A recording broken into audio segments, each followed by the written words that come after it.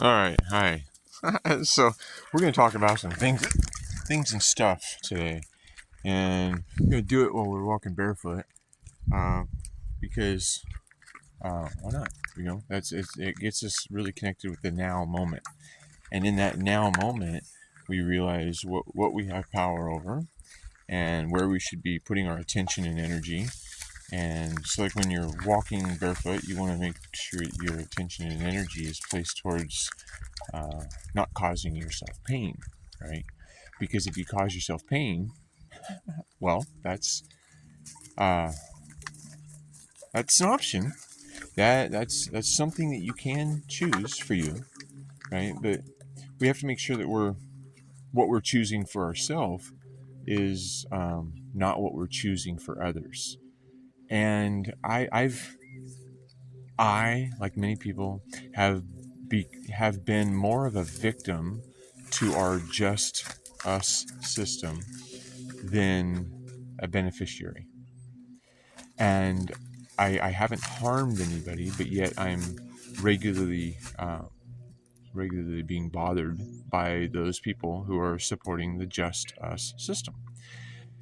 So anyway, I was expressing some of my uh, concerns, some of my concerns about this system.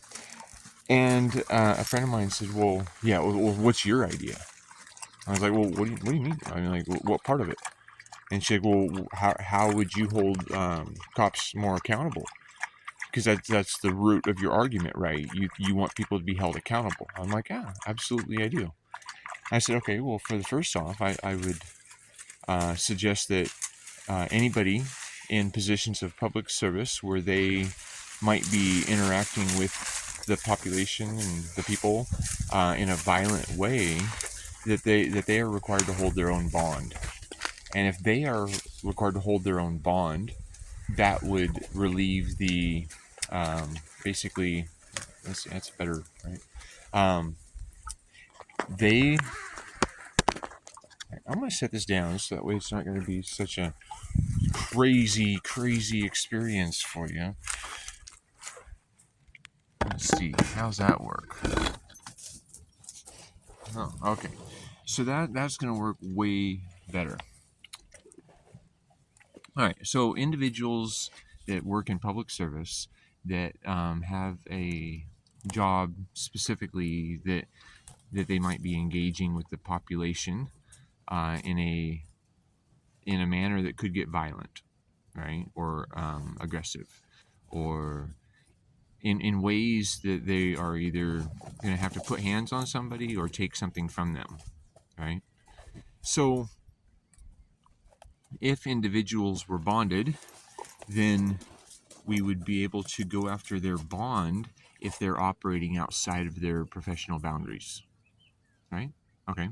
So if that bond is happening to be gone after more than a few times, the person's probably not going to be able to get a bond, and so then therefore they wouldn't be able to gain employment as a public servant, right?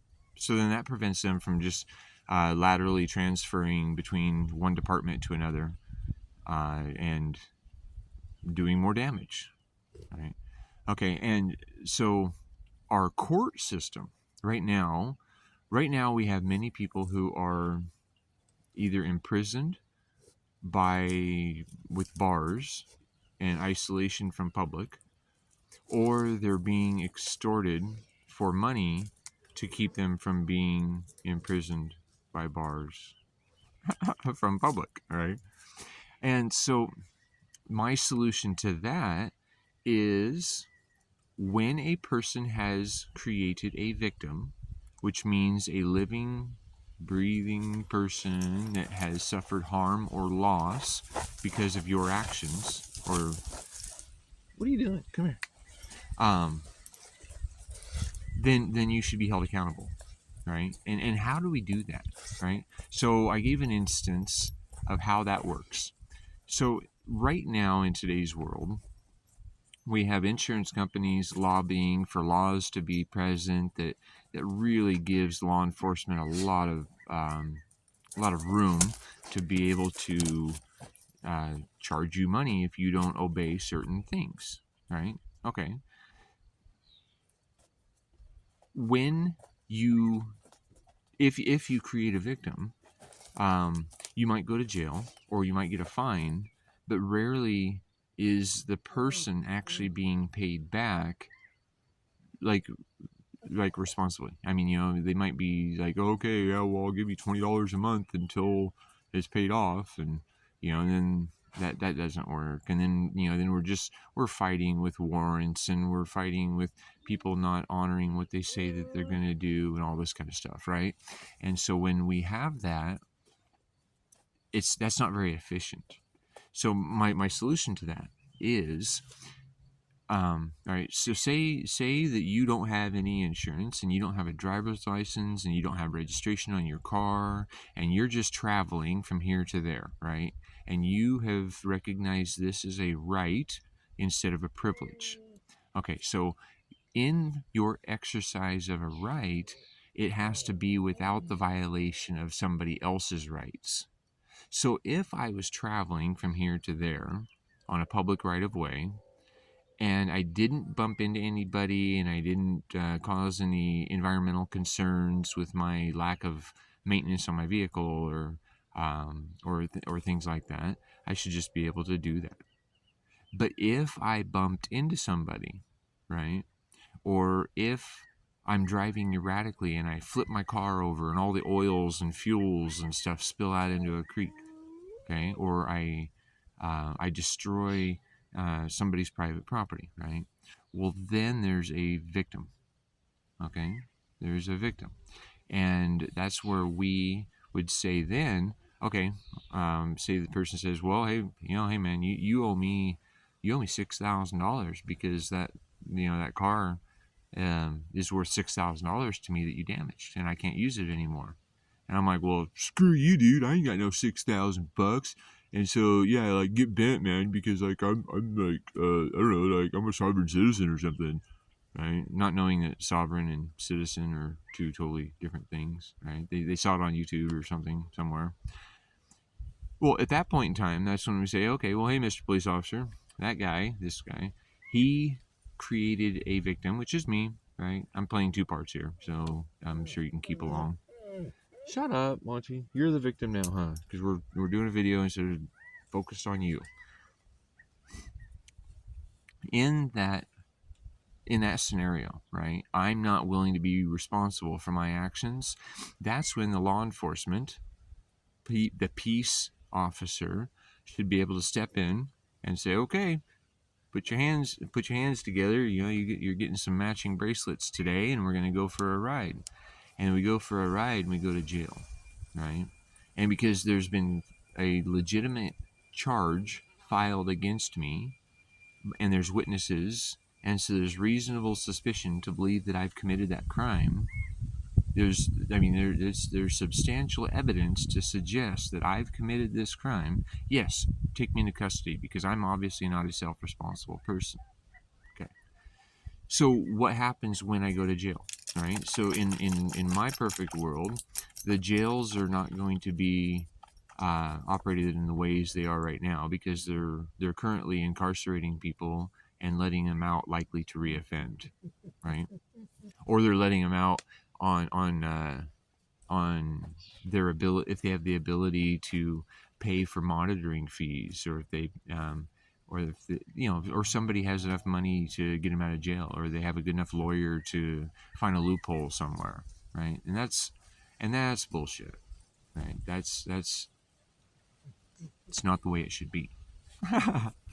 So in my world, though, right, in the world of free will, okay, so now I'm booked into this this detention facility, and it's not just a gray bar hotel, right?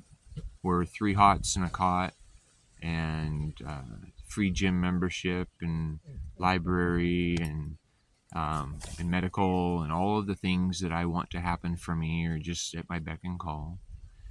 It's more like an education, a re-education center, because the first education centers didn't do any good for you.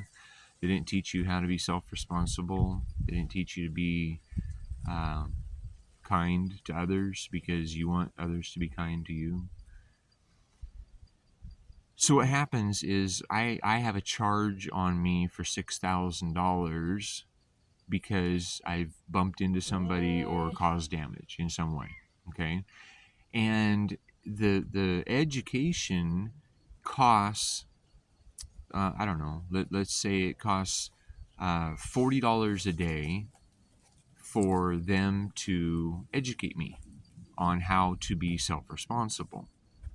So $40 a day to be housed and fed is actually pretty cheap, and it's and it's pretty affordable to anybody willing to do something of value. And so, and I don't think it should be prison labor rates of $1 an hour or even $5 an hour. I think you should be at a minimum wage of, like right here where I'm at, it's like $15 an hour. So for $15 an hour, while you're working, you earn the money to take care of your stay, your education, and whatever you work for beyond that each day goes towards paying off the charges that are against you. Okay, so if somebody's really motivated to be self-responsible and they're willing to work 12 or 16 hours a day, like many people are doing right now anyway, just to pay for their apartment and their food and their kids' soccer uniform, right? They would be able to get out of the education incarceration early. If I was a self-responsible person before the law enforcement had to get involved, and I accidentally bumped into somebody and they said, "Hey, you owe me $6,000." I'm like, "Well, hey, I agree. I'm sorry. I did not see you there. Yeah, here, let me go to my piggy bank and here's $6,000. I'm sorry for the time and any pain that I've caused you." Right? And then they say, "You know what?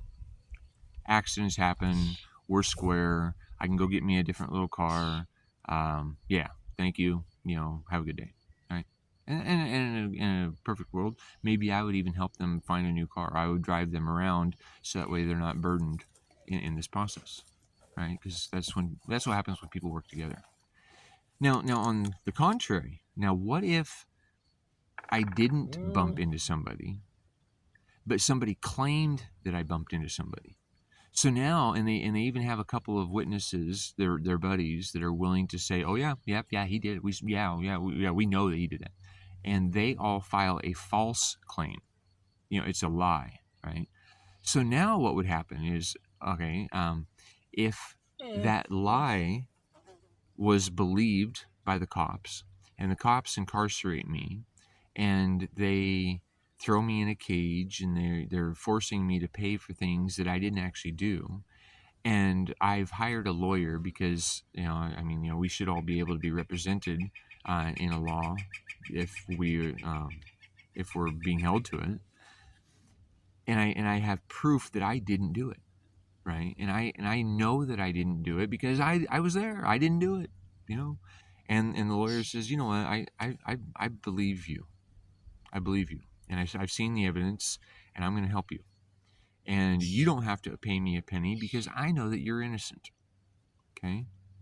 But the person who filed these charges and the people that bared false witness are now going to face 3 times the charges that they placed upon you for their deception.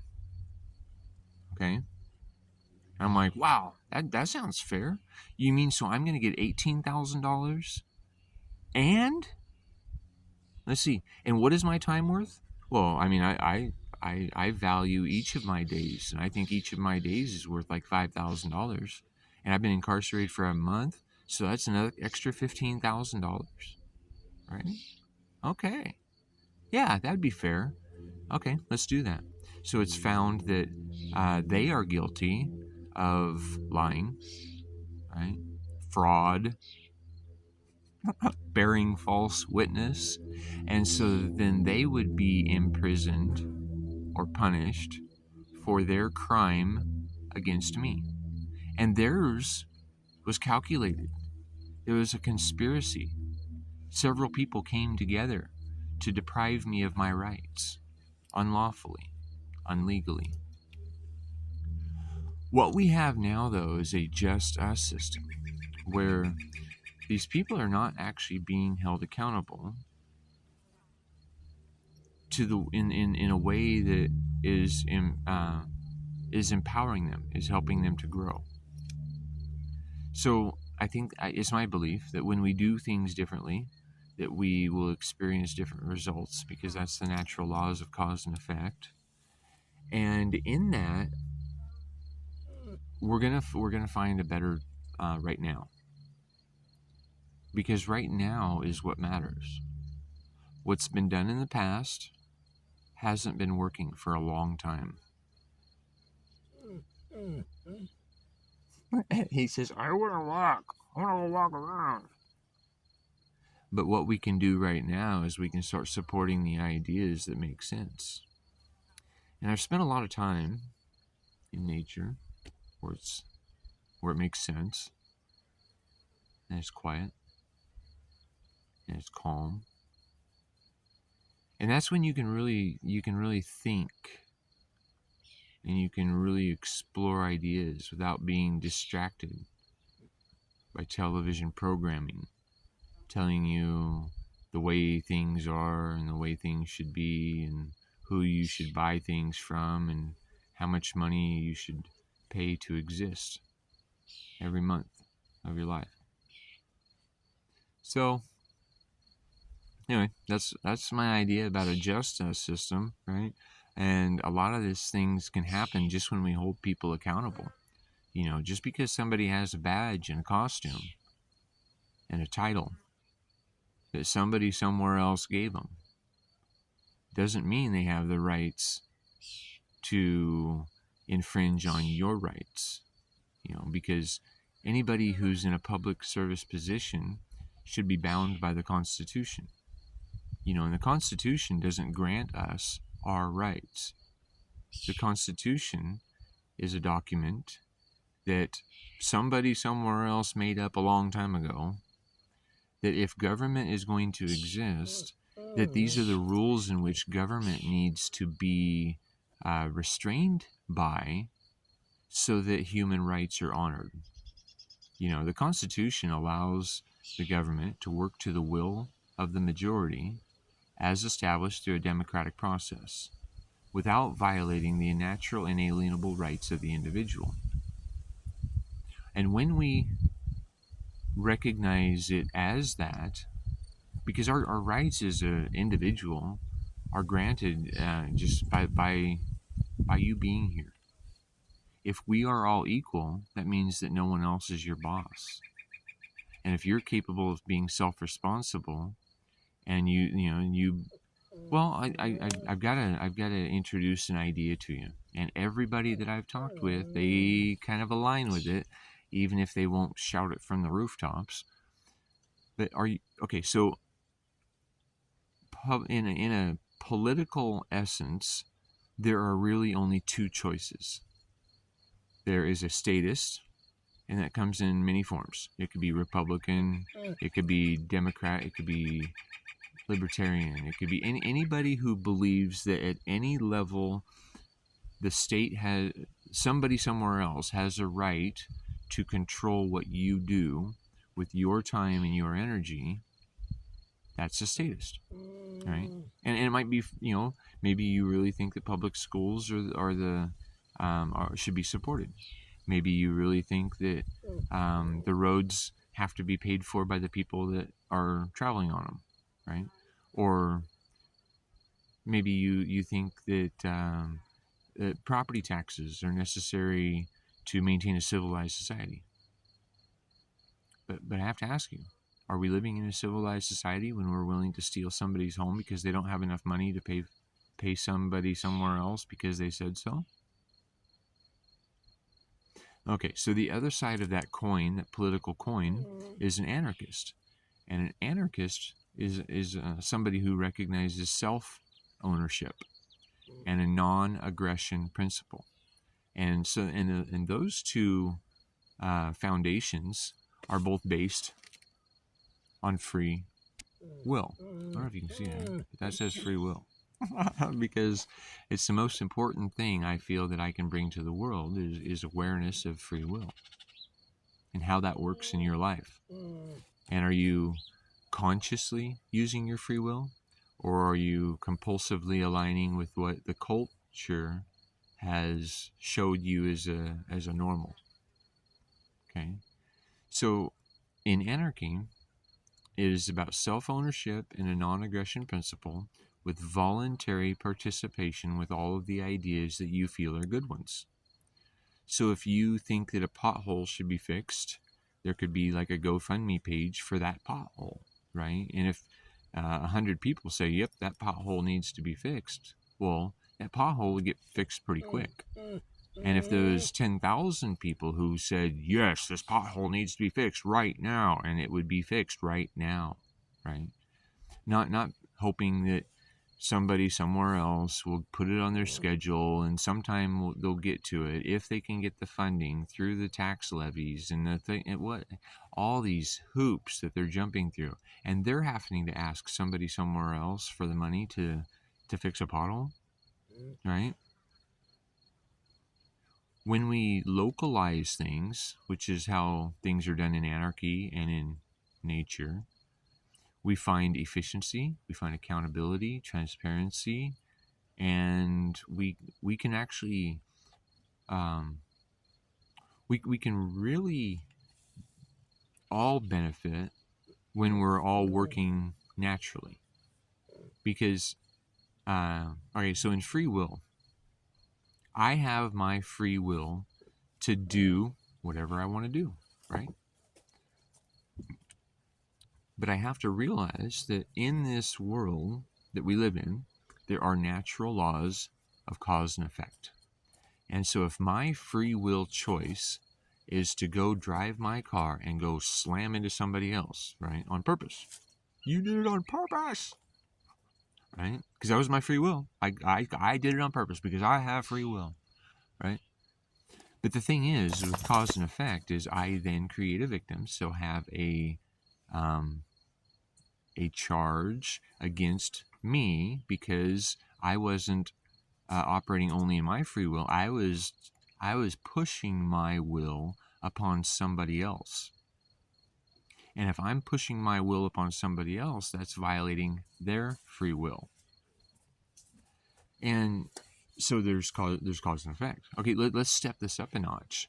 What if in my free will choice I decided that, ooh, I want money, and I want money and I want sex. And so I'm gonna go beat up somebody and have sex with them and steal their money, right? Okay. So what should happen in that kind of case? Well, in that kind of case, the person that uh, I'm attempting to beat up and have sex with and steal their money, they have the right to defend themselves, and it's not up to me or anybody else to determine how well they go about defending themselves. So ideally, in my world, if somebody like me were to come up to somebody that's smaller and weaker, and maybe they even look like they could be a victim, right? But as soon as I put my hands on them, or they really feel threatened by my presence, and I'm not backing off, they have the right to pull a little tool out of their pocket and put a couple little pounds of pressure on one little part of it while it's pointed in a direction towards me and end my life, right? And I wouldn't be making choices like that anymore to hurt people and to have sex with them without their consent and to steal their money, because in me trying to violate their free will, I lost my life. and I deserve it if I were to do that to somebody. Because I guarantee you that if somebody is trying to do that to me, that's a good chance of what might happen to them. Because, I'm not obligated to fight fair if you start a fight.